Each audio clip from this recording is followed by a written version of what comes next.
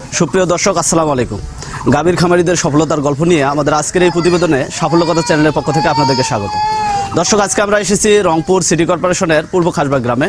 এখানে একজন গাভীর খামারি মোহাম্মদ রিটু ভাই, যিনি তার পড়াশোনা শেষ করে চাকরি অপেক্ষা না থেকে গড়ে তুলেছেন একটি সুন্দর গাভীর খামার। তো চলুন জেনে নেই তার গাভীর খামার সম্পর্কে কিছু তথ্য।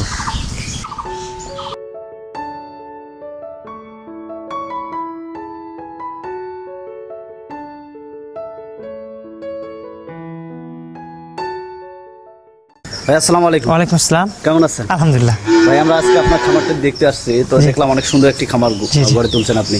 তো এই খামারটা কবে শুরু করলেন? একটু আসলে বাণিজ্যিক আকারে এটা শুরু করেছে 2011 সাল থেকে। হ্যাঁ, এর আগে ছিল পারিবারিকভাবে 2-3টা গরু ছিল, এই কারণে 11 সাল থেকে এটা বাণিজ্যিক আকারে গেছি আর কি। এই খামার শুরুর আগে আপনি কি করছিলেন? আসলে আমি ডিগ্রি কমপ্লিট করেছি 2008 সালে। হ্যাঁ, ডিগ্রি কমপ্লিট করার পরে বিভিন্ন সরকারি চাকরির চিন্তা ভাবনা করছি, বিভিন্ন জায়গায় দরখাস্ত দিচ্ছি। দেওয়ার পরে চিন্তা করলাম যে আসলে আমি কিছু করতে পারি কিনা, নিজেকে আসলে সবাই চাকরির পেছনে ঘুরতেছে, আসলে চাকরিতে যা দেখা যায় যে অনেক লোক। আমি চিন্তা করলাম যে আমি আসলে আমার আছে, তো আমি কিছু করতে পারবো, আমার দ্বারা মনে হবে। তা আমি আসলে সেই সময় নতুন করে চিন্তা ভাবনা করার পর 11 সাল থেকে আমি এটা আসলে বাণিজ্যিক আকারে শুরু করছি। আচ্ছা ভাই, আপনি বললেন যে প্রথম দিকে আপনার পারিবারিক কিছু গরু ছিল, ওখান থেকে শুরু করছেন। জি জি। তো এই পর্যায়ে অনেক গরু দেখতেছি খামারে। জি জি। তো এই গরুগুলো কিভাবে হলো পর্যায়ক্রমে? বাড়িতে 4-5টা গরু ছিল, বাড়িতে দুধ খাওয়ার জন্য, বাণিজ্যিক আকারে না, সেটা আমার পরে চিন্তা করলাম যে আসলে একটা গরু কিনলাম। ওটাও ছিল, ওরাও ছিল। ওই গরুটা আসলে একটা গরু কেনার পরে একটু ভালো মানের কেনার কারণে ওই আসলে মোটটা চেঞ্জ করে দেয়। আচ্ছা, যে গরুটা কিনছিলেন ওটা কোন জাতের গরু ছিল? ওটা হলস্টেইন ফ্রিজিয়ান। Holstein Friesian. জি। ওই গরুটার বাজার মূল্য কত ছিল? 2011 সালে ওই গরুটার মূল্য ছিল আপনার হলো 1,10,000 টাকা। ওই গরুটা থেকে পর্যায়ক্রমে এই গরু? হ্যাঁ, ওই গরুটার থেকে পর্যায়ক্রমে। বর্তমানে খামারে কয়টি গরু আছে? 23টা আছে। 23টাই কি ফ্রিজিয়ান? হ্যাঁ, তার ভিতরে 2-3টা হয়তো জার্সি জাতের আছে। জার্সি জাতের। ওগুলো কি পরবর্তীতে সংগ্রহ করা হয়েছে? ওই ফ্রিজিয়ান থেকে আমি জার্সিটা নিয়ে এসেছি। ফ্রিজিয়ান থেকে জার্সি নিয়ে এসেছি। এটা কিভাবে হলো? এটা আসলে জার্সিটা আমরা সাধারণত মিলভিটা বীজ সংগ্রহ করে, মিলভিটা কিছু বীজ দেওয়ার কারণে ওই মা ফ্রিজিয়ান হলেও বাচ্চাটা জার্সি হয়ে আসছে।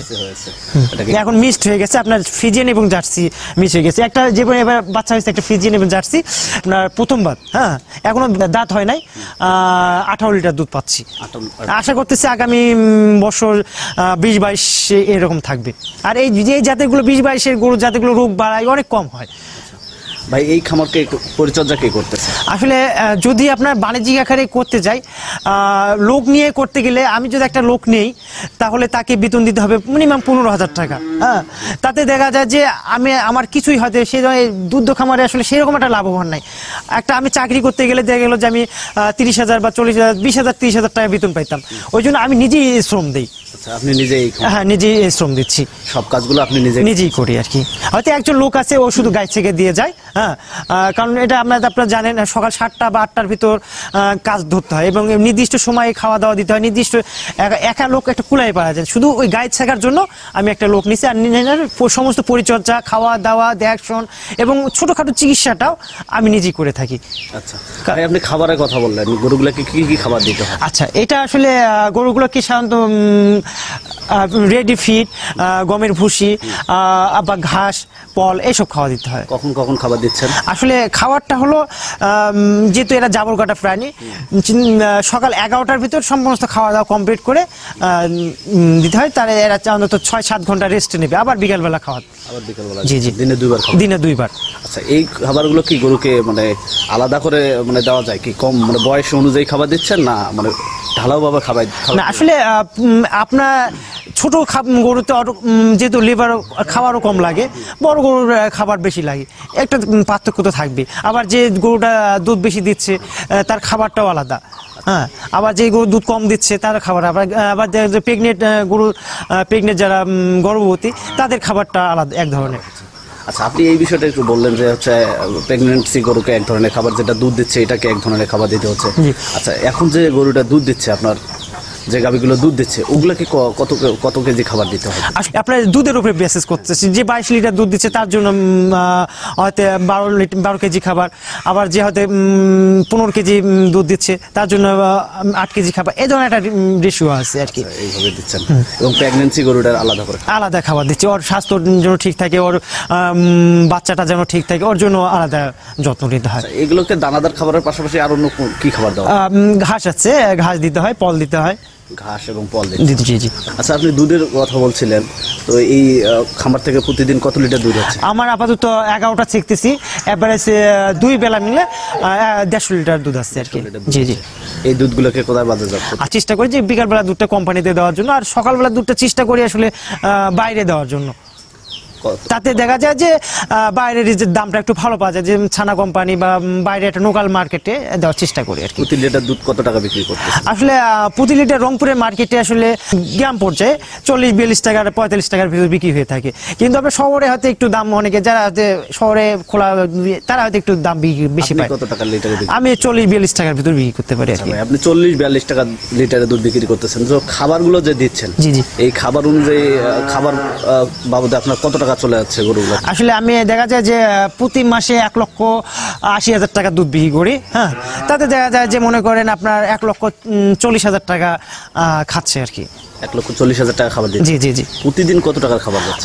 তাহলে প্রতিদিন আপনার 4,000 টাকার মতো খাবার যায়। 4,000 টাকার মতো খাবার যাচ্ছে। প্রতিদিন দুধ বিক্রি করতেছেন কত টাকা?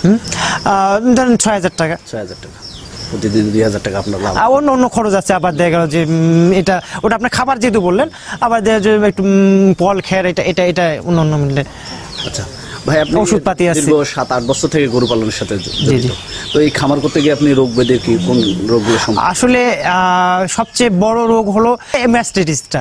ম্যাস্টাইটিসটা আপনার সাধারণত বেশি রোগ হয়, এই কারণে মাঝে এটা যদিও আমরা পরিষ্কার রাখি, তবুও আপনার গরম বা আবহাওয়া, দুধের চাপ, বিভিন্ন কারণে ম্যাস্টাইটিস সবচেয়ে বেশি হয়। আর না হলে ছাড়া আপনার খুরাই রোগটা হয়, কিন্তু খুরাই রোগটা আল্লাহর রহমতে আমার খামারে আপাতত 7-8 বছর হলে খুরাই রোগের কোনো প্রাদুর্ভাব নেই, কারণ আপনি 6 মাস পর ভ্যাকসিন দিবেন। হ্যাঁ, আর তাহলে আপনার খুরাই রোগটা অন্তত হবে না।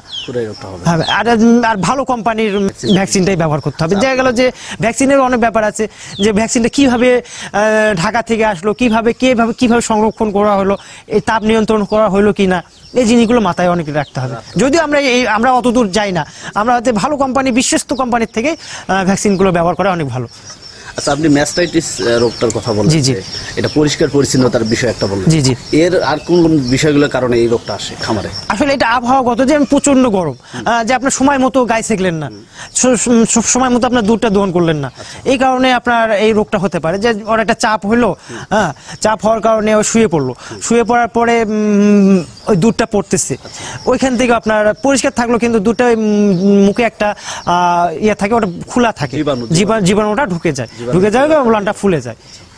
এটা তখন আপনি বুঝতে পারেন যে আপনার, হ্যাঁ, ওলানটা ফুলে গেলে বোঝা যায় যে আসলে এই সমস্যাটা, ম্যাস্টাইটিসটা হয়েছে। আচ্ছা, এই রোগের ক্ষেত্রে আপনি কি কোনো প্রাণী সম্পদ অধিদপ্তর থেকে পরামর্শ নিচ্ছেন না আপনি নিজেই? হ্যাঁ, প্রাণী সম্পদ পরামর্শ আসলে দেয়, কিন্তু আসলে যেহেতু ম্যাস্টাইটিসটা এমন হয়েছে, নিজেরা অনেকটা বুঝতে পারি যে আসলে এই ভ্যাকসিনটা, কারণ ওনারা যখন দিয়ে গেছে একই ওষুধ ব্যবহার করে, আসলে ওষুধগুলো তো একই রকমের। হ্যাঁ, যে এটা তা আমরা ওই সেই আইডিয়াতে বা আমরা নিজস্ব কিছু অভিজ্ঞতার থেকে বা ভেটেরিনারি সার্জনেরা বলতেছে বা পরামর্শও নেই, হ্যাঁ, এই নিয়ে আমরা ওষুধগুলো ব্যবহার করি। জি জি। আচ্ছা, তো ভাই এই খামারে যে গোবরগুলো দিচ্ছে প্রতিদিন, যে গোবরগুলো আসতেছে, এটা আপনি কোন কাজে ব্যবহার করতেছেন? আচ্ছা, আমার 3টা বায়োগ্যাস প্ল্যান আছে। 3টা বায়োগ্যাস প্ল্যান? জি জি জি। আমি নতুন 2টা হলো ইটের, আর নতুন একটা টেকনোলজি আছে, সেটা আপনার ফাইবারের। হ্যাঁ, এই ফাইবার একটা আজকে 1.5 বছর হচ্ছে এটা ফাইবার দেওয়া, আর 2টা ইটের আছে। ইটের, আচ্ছা, এখানে দেখা যাচ্ছে আমি 3টাতে প্রায় 4টা পরিবার চলতেছে। 4টা পরিবারে চললে দেখা গেল যে 4টা পরিবারে মিনিমাম 5 থেকে 6টা সিলিন্ডার লাগে। হ্যাঁ, আমি এখান থেকে দেখা যাচ্ছে 3টাতে থেকে 4টা পরিবারে সারাদিনের পাক শাক, জ্বালানির খরচটা এইখান থেকে যাচ্ছে। আচ্ছা, একটা গ্যাস প্ল্যান্ট করতে গিয়ে কিরকম খরচ? আসলে ফাইবারটা 35 থেকে 40,000 টাকার মতো খরচ হয়। আর ইটেরটা আসলে কোয়ালিটি ভিত্তিতে যার যেরকম বড় করতে চায় এখন প্রায় তাও 40-50,000 টাকার ভেতরে হয়ে যায় আর কি। আপনি এই যে ফাইবার একটা গ্যাস প্ল্যান্টের কথা বললেন এবং হচ্ছে ইট দিয়ে যেটা তৈরি করা হয় এটার একটা কথা বললেন, এই দুটোর মধ্যে আসলে পার্থক্য কি? আসলে ইটটা আপনার নির্দিষ্ট একটা জায়গায় করলেন, ওটা যদি আপনার 10 বছর 15 বছর পর ভাঙিয়ে ফেলালেন, হ্যাঁ, তো ওটা ভাঙিয়ে ফেলাতে হবে, হ্যাঁ। আর ফাইবারটা ইচ্ছা করলেন যে আপনার একটা নির্দিষ্ট জায়গা আছে, এটা এই জায়গায় রাখবো না, ওটা তুলে আরেক জায়গায় নিয়ে যেতে পারবে, স্থানান্তর করা যাবে। আচ্ছা, এই গ্যাসটা পরিচালনার জন্য আর কি কোনো না এতে কোনো খরচ নাই, এতে কোনো এতে শুধু আপনার দেখা গেল যে 30 থেকে 40 কেজি বা 50 কেজি গোবর ব্যবহার করা হয় প্রতিদিন। চলতেছে, এটা কত বছর চলবে আপনার? সাধারণত যদি কোনো সমস্যা বা সাধারণত কোনো সমস্যা হয় না, তাও 20-30 বছর 30 বছর কোনো মেইনটেনেন্স খরচ নাই। মেইনটেনেন্স খরচ নাই 20-30 বছর। আপনি এখান থেকে যাবেন প্রতিতে এই গোবরটাকে কোনো কাজে ব্যবহার করছেন? এই গোবরগুলো পরে জৈব সার হিসেবে ব্যবহার হয়। জি জি, যেহেতু এই গোবরগুলো আবার যে আপনার ঘাসের কথা বললাম, পাশে ঘাসের জমি আছে, ঘাসের জমিতে ব্যবহার হয়। আচ্ছা, ঘাসের জমিতে। জি জি জি।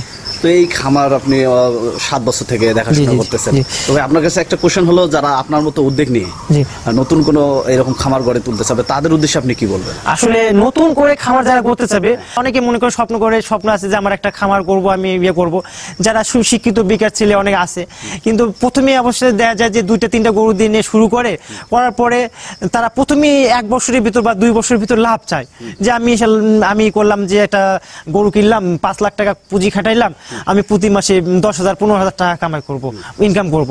তা আসলে দেখা যায় যে 5 বছরের ভিতর ওই জিনিসটা ও দেখতে পারবে না। কারণটা কি, এতে গরুগুলো নিজেই তৈরি করতে হবে। আপনি বাজার থেকে গরু নিয়ে আসলেন, আপনি একটা কেউ কিন্তু আসলে ভালো গরু বিক্রি করতে চায় না, হ্যাঁ।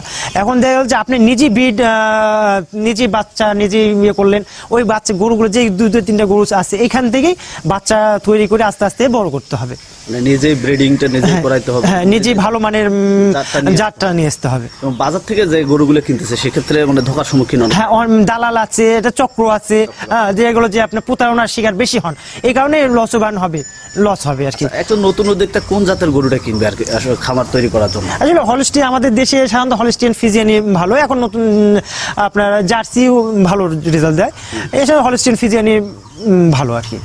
আনুমানিক কত লিটার দুধ দেয় এমন গাভী? আসলে 15 থেকে 20 লিটারের দুধগুলো এদের রোগ বেলায় অনেক কম দেওয়া না। 25 লিটারের গরুগুলো এদের ক্যালসিয়াম বা অন্য ডিফিসিয়েন্সি অনেক বেশি হতে পারে, এই জিনিসগুলো রিস্ক অনেক বেশি। আর আমাদের দেশে যে 25 লিটার যে আমাদের দেশে আবহাওয়ার সাথে অনেক সময় মানায় না, যে তাদের পার্সেন্টেজ বেশি, গরম আবহাওয়া, যে গরমকালে প্রচন্ড গরম পড়তেছে, তাদের ফ্যান ছাড়ে দিয়েও আসলে তারা হাঁপায়। আচ্ছা ভাই, আপনি তো পড়ালেখা শেষ করে চাকরির অপেক্ষা না থেকে খামার গড়ে তুলছেন, তো এই খামার নিয়ে আপনার ভবিষ্যৎ পরিকল্পনা কি? আসলে ভবিষ্যতে আমার একটা আশা আছে যে আসলে সুন্দর আরো কিছু গরু বাড়াবো, এই একটা পরিকল্পনা। আসলে দেখা যাক আল্লাহ পাক কি করে, সব সৃষ্টিকর্তার ইচ্ছা। এবং এখানে আরো নতুন কোনো কর্মসংস্থান তৈরি হবে? হ্যাঁ, অবশ্যই, যদি বাড়ে তা অবশ্যই কর্মসংস্থান সৃষ্টি হবে। ধন্যবাদ ভাই। আচ্ছা ঠিক আছে ভাই, দেখা হবে ইনশাআল্লাহ। আল্লাহ হাফেজ। সুপ্রিয় দর্শক, আমরা ভাইয়ের কাছ থেকে শুনলাম তার জীবনের সফলতার গল্প এবং জানতে পারলাম যে তিনি তার অক্লান্ত পরিশ্রমের মাধ্যমে কিভাবে একটি খামার এই পর্যায়ে নিয়ে আসছে এবং খামারে বর্তমানে 23টি গরু আছে। তো আপনাদের আশেপাশে যদি এরকম কোনো সফলতার গল্প থাকে আমাদেরকে জানিয়ে দিন, আমাদের সাফল্যকতা টিম চলে যাবে আপনাদের কাছে। ধন্যবাদ সবাইকে।